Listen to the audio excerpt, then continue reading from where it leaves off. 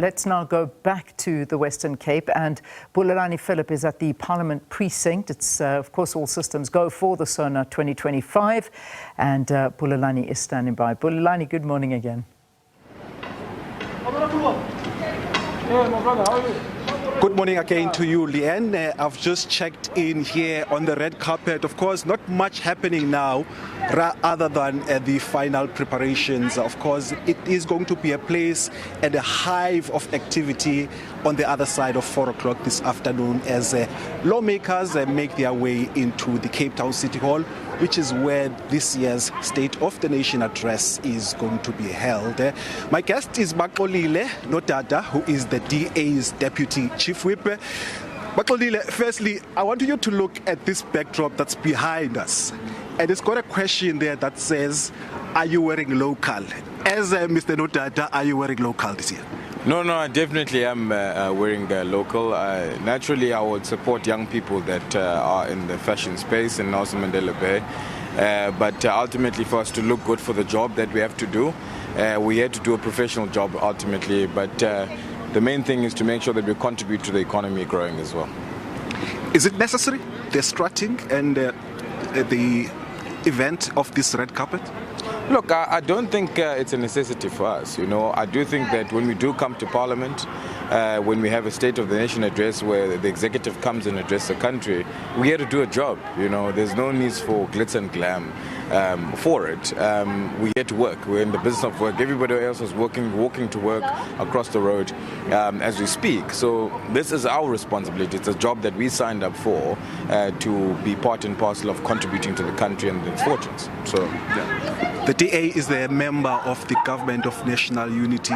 What are the marching orders for the President for his SONA speech?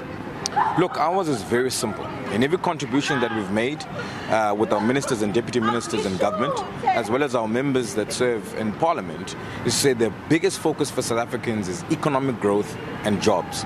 Because if we don't get economic growth and jobs, we can't lift people out of poverty. So whatever plans that are put in place and the contributions that are going to be made by the President today, they must solely focus on economic growth and jobs. We need to make sure that there are concessions for ports in South Africa so that we're able to export our goods much more efficiently. We need to make sure that freight rail, the transport that transports goods from where they're produced to the ports and various other places for us to export for the economy is fully efficient. We need to cut red tape to make sure that the policies and the laws that we have make it easier for investment for people to invest in South Africa so that ultimately we can create more and more jobs. So when investment comes to South Africa, that's the only way we are able to create jobs.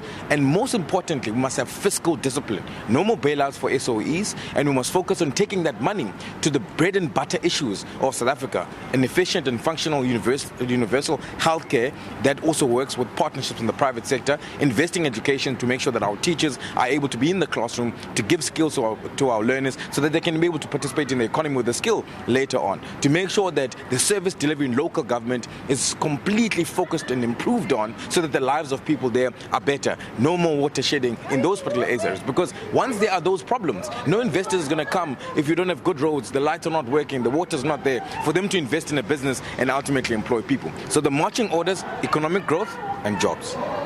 All right, thank you so much, Baxolile Nodada. He is the DA's Deputy Chief Whip, of course, giving the party's perspective on what they expect from President Cyril Ramaphosa's State of the Nation address tonight.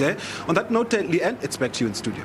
Thanks very much, Bulelani, and I can see a little bit of a selfie wall happening behind you there, asking if you are wearing local. So that's, yeah, am I right? Is that what it says behind you? Are you wearing local? So a big movement for wearing local and supporting local designers. Definitely, it's what the presiding officers have been encouraging over the years, and I guess we'll have to see this afternoon whether the lawmakers are going to stick to this call. We hope so. We certainly do. We look forward to that. All right, thanks, Bulelani, and that's where we'll leave that for now.